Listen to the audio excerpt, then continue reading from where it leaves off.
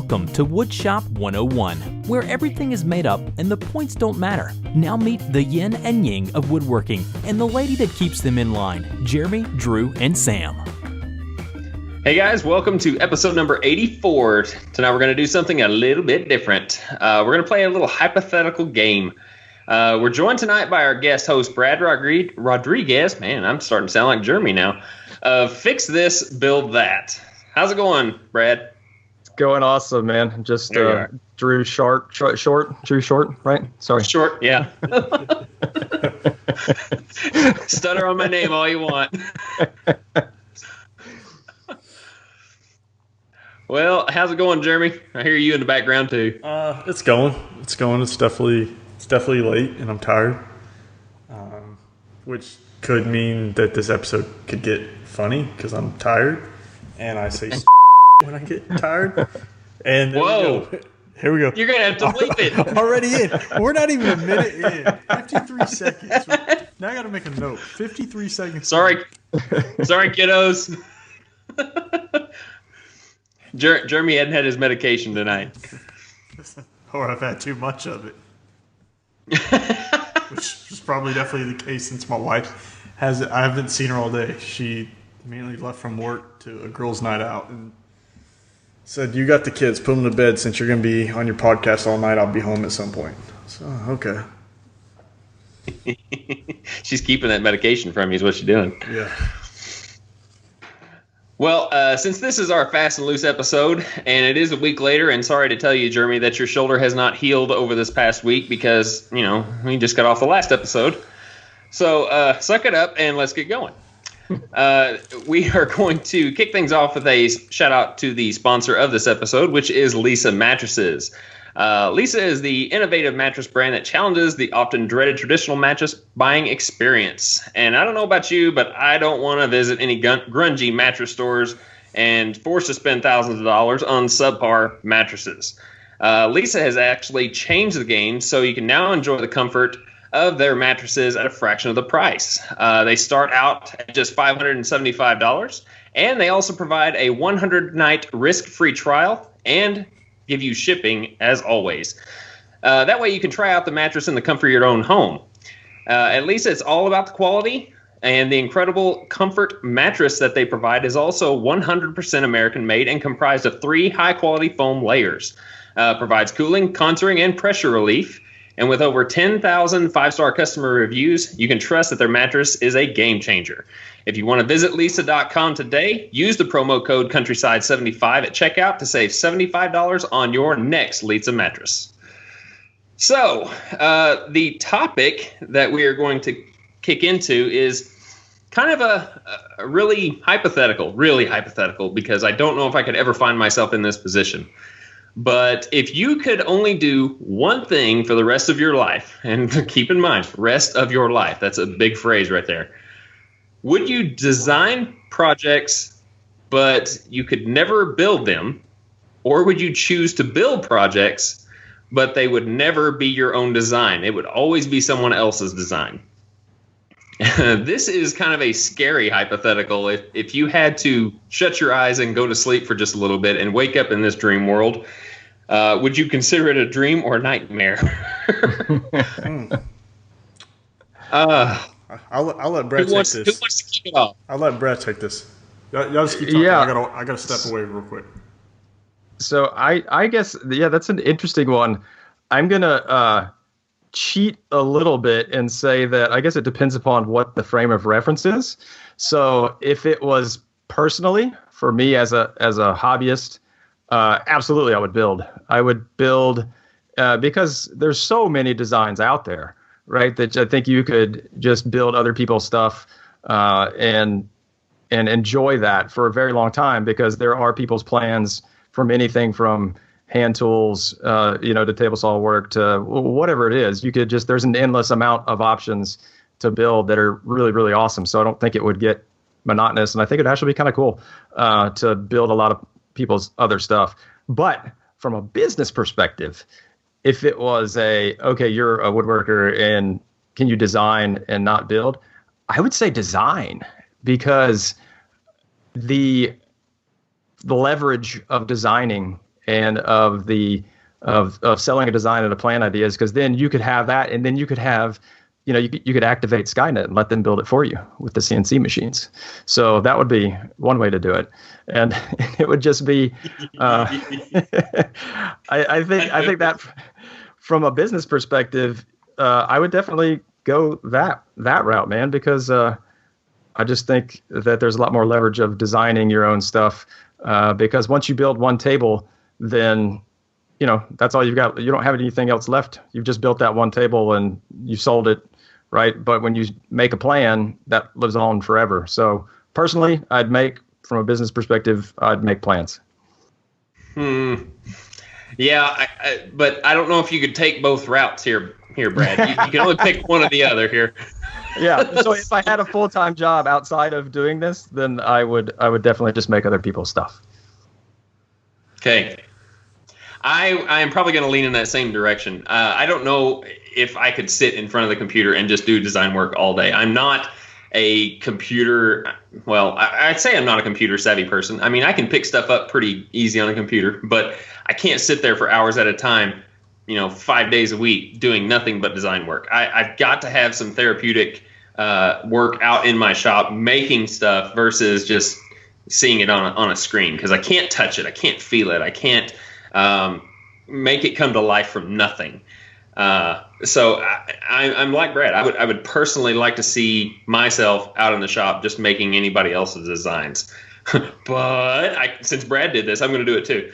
On a business standpoint, making a plan, you make it once and it just sells over and over and over. That's all you got to do. Just make it once and it sells. So yeah, if you want to make money, there you go. If you want to just make money one time, build somebody else's stuff, or just keep it for yourself, one or the other. But yeah, in my perspective, I want to be out in the shop. Yeah, I'm definitely go with building, and the reason why is I can't stand to do plans, man. This week I've been working on a lot of them. I'm trying to come up with my own designs and figure out like what looks good, and then tweaking things and going back to it. And I've come to realize like I really hate making plans. Just really hate it. Not that I will ever quit, but if I had to only do one or the other, then I would build. But I guess that also goes back into like it has to be somebody else's design. So could that mean that you can't do anything impromptu on the spot? Like you're out in the shop and you just want to be like, oh hey, instead of taking this 90-degree angle, let me take a 45-degree angle.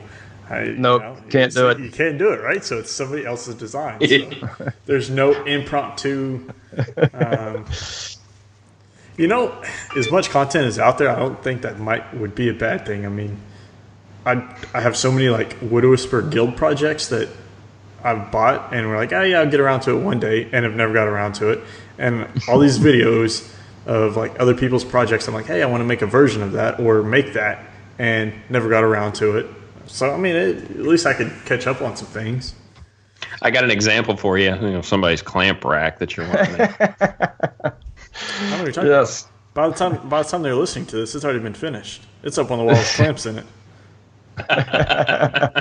You just threw it down. We will see. Yeah, maybe. You just threw it down. Maybe. The gauntlet is enthroned. But then again, I modified his plan, so I couldn't do that.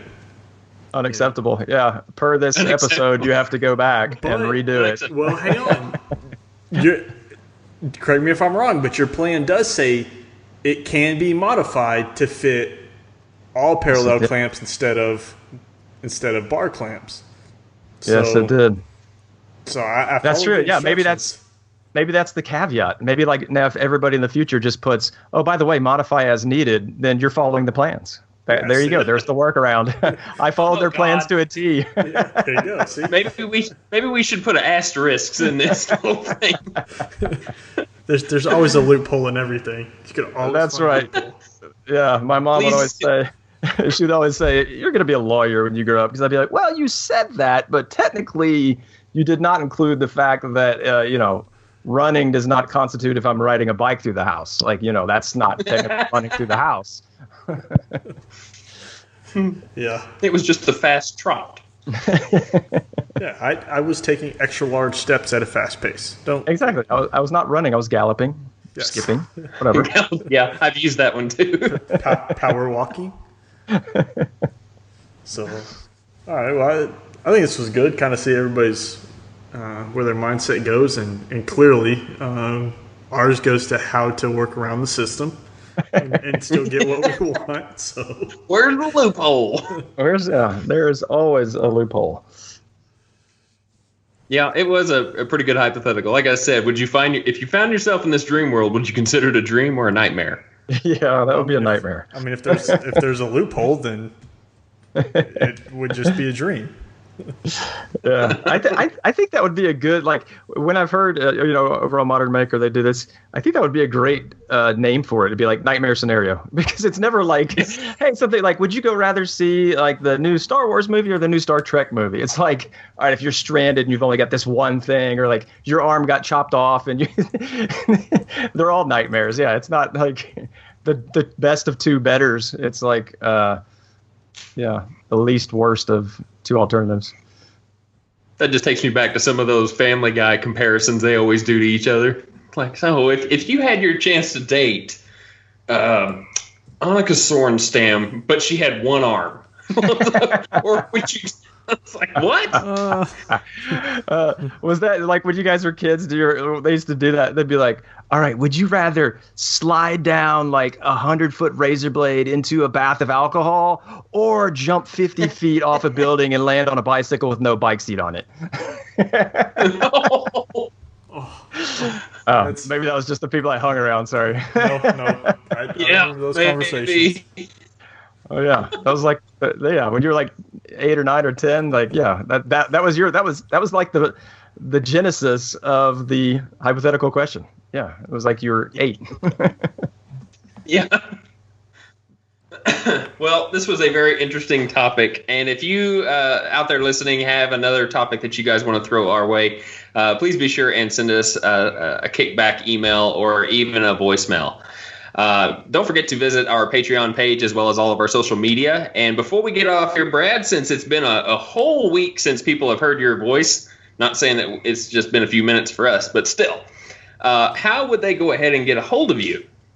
Yeah, they can reach me through my website, fixthisbuildthat.com, and everything's accessible there. My YouTube videos, my projects, I do have plans available, both free and paid, so you can go check those out. And I do have in the instructions ways that you can alternate the plan, just like Jeremy said, if you're in that hypothetical. And on social media, I'm most active on Instagram at fixthisbuildthat. All right, very cool. And if you want to get in touch with Jeremy or myself, we have all of our contact information through our respective websites, which is countrysideworkshop.com and rhwoodshop.com. You can also reach us through the woodshop101podcast.com/listen website. And if you want to get in contact with us through email, send us a kickback at woodshop101podcast.com. That sounded very redundant, but there you go. Also, we have a very fancy voicemail box that you can call in, which is area code 409-234-3959. And we'll be able to play your voice on air and listen to either your question or feedback. And we really enjoy having those. So, Brad, we want to thank you again for joining us for this nightmarish episode. Just to put another exclamation point on the lackluster that is this podcast. It's a pleasure to be here. Yeah, thanks for coming on. It's great that we finally got it worked out where we could get you on for 2 episodes. Absolutely, man. I enjoyed it. All right. So from Jeremy, Brad, and myself, we want to wish you guys well. Please be safe in your shops, and we will talk to you on the next podcast episode. So 1, 2, 3. Boom. Boom.